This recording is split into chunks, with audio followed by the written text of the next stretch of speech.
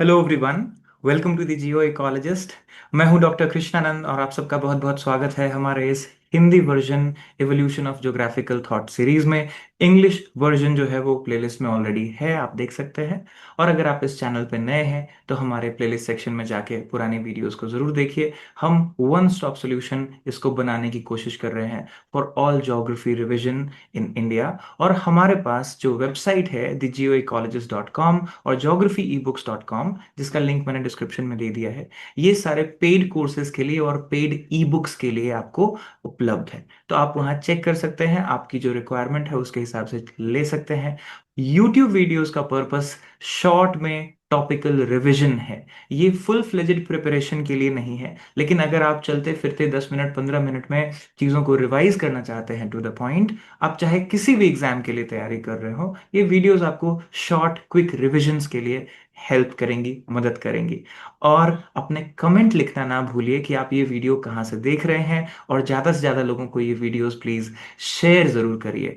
तो आज के वीडियो में evolution of geographical thought series में हम डिस्कस करने वाले हैं एक बहुत इंपॉर्टेंट टॉपिक और बहुत मिसअंडरस्टूड या कह ले कंफ्यूज टॉपिक। बहुत सारे लोग इसमें कंफ्यूज हो जाते हैं और अंडरस्टैंडिंग जो होती है वो थोड़ी लूज रह जाती है। और वो टॉपिक है पैराडाइम्स इन ज्योग्राफी। तो as a normal human being ये पैराडाइम होता क्या है पहले ये समझेंगे, और उसके बाद ये देखेंगे कि ये ज्योग्राफी में पैराडाइम्स की बात जब हम करते हैं और पैराडाइम शिफ्ट की बात करते हैं, उसको हमें किस तरीके से देखना है, उसका इस सब्जेक्ट मैटर में, इसके मेथोडोलॉजी में क्या काम है। राइट, तो पैराडाइम्स को हम समझते हैं। इस वीडियो को आखिरी तक जरूर देखिएगा, ये बहुत इंपॉर्टेंट वीडियो है for all geography students, for learners, for teachers, for everyone. तो आइए सीखते हैं paradigms in geography.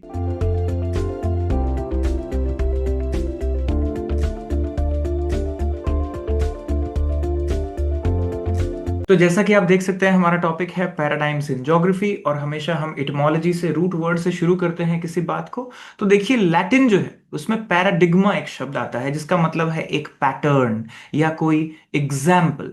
Right, Greek में पैराडिग्मा का मतलब है कोई पैटर्न या कोई मॉडल या कोई प्रेसिडेंट, कोई एग्जाम्पल जो आप सेट कर देते हैं, वो उसको हम कहते हैं।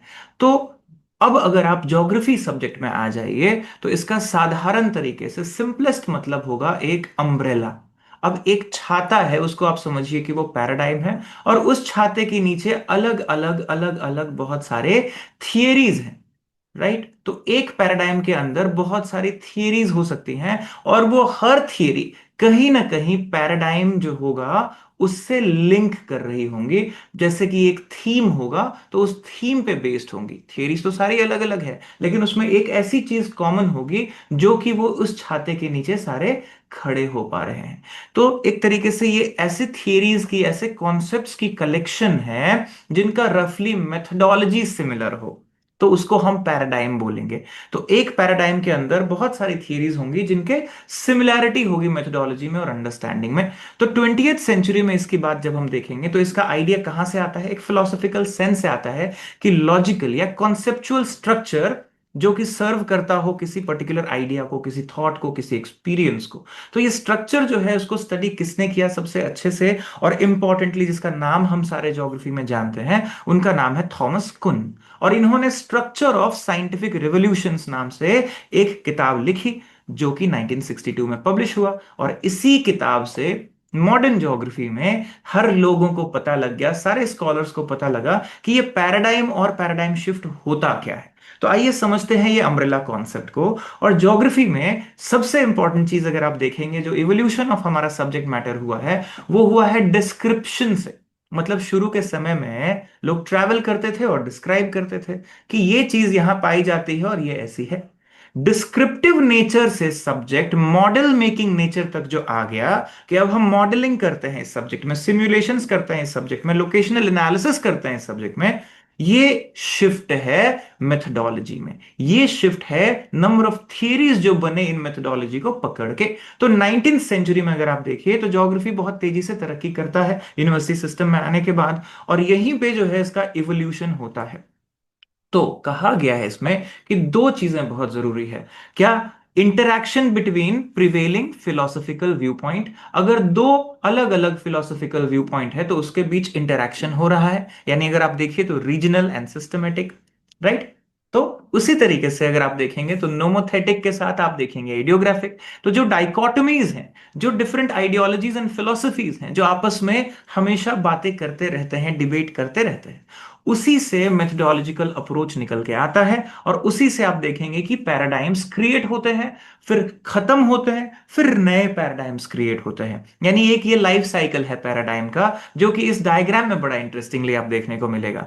कि आप देखिए एक पैराडाइम चल रहा है, वो एक समय के बाद क्या होगा, उसमें क्राइसिस आ जाएगा, और क्राइसिस से खत्म होने के बाद उसमें एक रिवोल्यूशन आएगा, तो एक नया पैराडाइम पैदा होगा।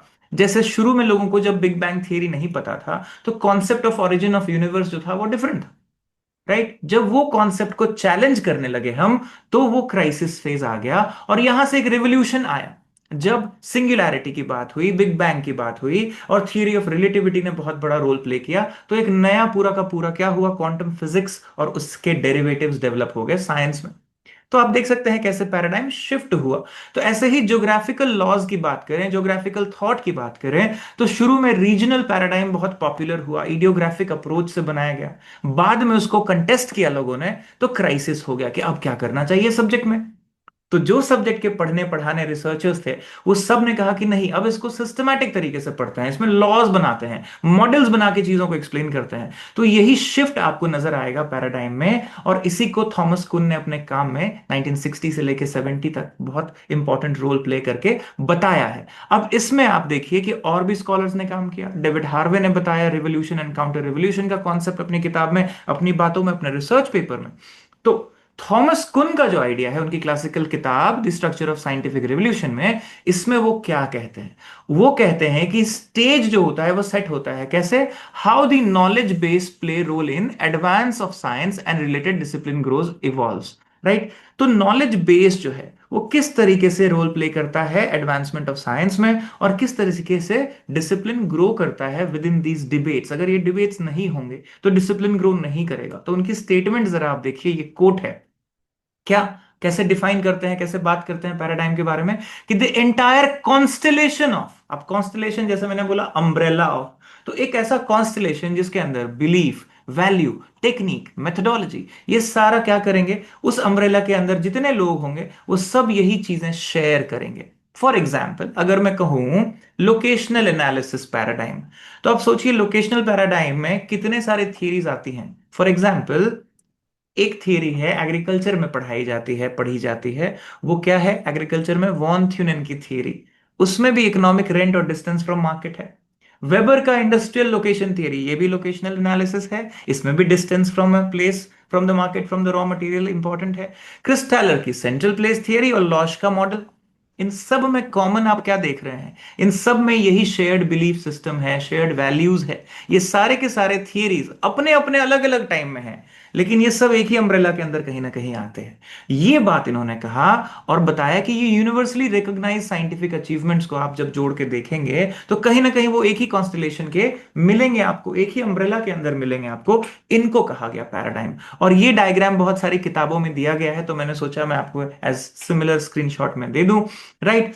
और बेसिक आइडिया ये है कि अगर एक फेज होता है जहां पे बहुत सारी बातें की जाती है, बहुत आइडियोलॉजी होती है, बहुत सारे चीजें डिस्कशन में होती है, उसको प्री पैराडाइम फेज कहते हैं। जब क्लैरिटी आती है कि अभी हम ये करना है, तो क्या आ जाता है, पैराडाइम में प्रोफेशनलिज्म आ जाता है, और पैराडाइम फेज चल रहा होता है, चल रहा होता है, यहां तक सारी बातें चल रही होती हैं।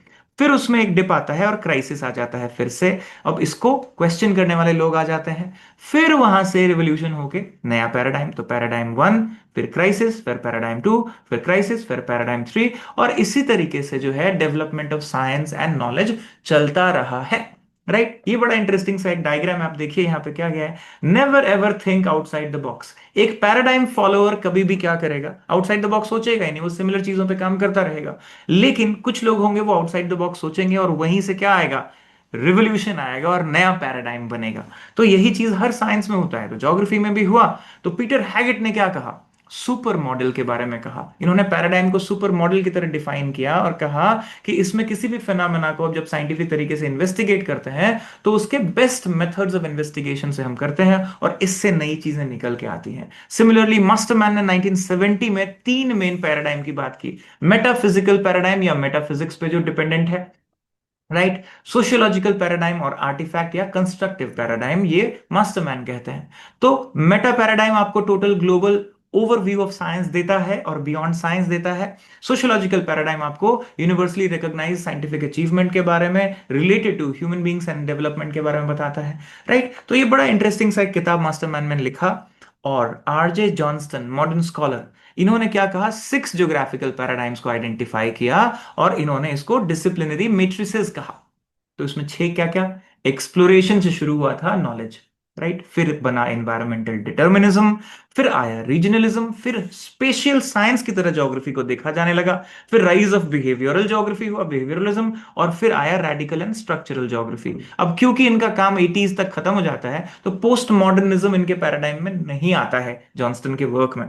फिर आप अभी देखिए हार्वे एंड हॉली ने क्या कहा, 5 पीस बताया। एंथ्रोपोजोग्राफी जो रैटजेल ने एक पैराडाइम पे काम किया, विडाल डिला ब्लाश ने टेब्लू पे काम किया, कार्ल सार का मॉर्फोलॉजी पैराडाइम, हार्टशॉन का नेचर ऑफ ज्योग्राफी और शेफर का एक्सेप्शनलिज्म, ये सारे अपने आप में अलग अलग पैराडाइम को रिप्रेजेंट करते हुए एग्जाम्पलर्स हैं, राइट। ये हार्वे एंड हॉली कहते हैं। तो बेसिकली अगर आप देख रहे हैं, पैराडाइम ए से फिर नॉर्मल साइंस, फिर अनोमलीज, फिर क्राइसिस, फिर आता है रेवोल्यूशन और फिर पहुंचते हैं हम पैराडाइम बी पे। यही जो है साइंटिफिक स्ट्रक्चर है इवोल्यूशन का, नॉलेज का। ज्योग्राफी भी ऐसे ही शिफ्टों से निकली है और अभी भी शिफ्ट होगी, चीजें हो रही हैं, राइट। तो देखिए रीजनलिज्म के अंदर कितने स्कॉलर्स का नाम आता है, ह्यूमनिज्म में कितने स्कॉलर्स का नाम आता है, स्पेशल एनालिसिस, लोकेशनल एनालिसिस में कौन से लोगों का नाम आता है, मार्क्सिज्म पैराडाइम में कितने लोगों का नाम आता है। तो आप समझिए ये सारे क्या है, regionalism, humanism, special analysis, Marxism, ये सारे पैराडाइम हैं। उन सारे अम्ब्रेला के अंदर कौन लोग खड़े हैं,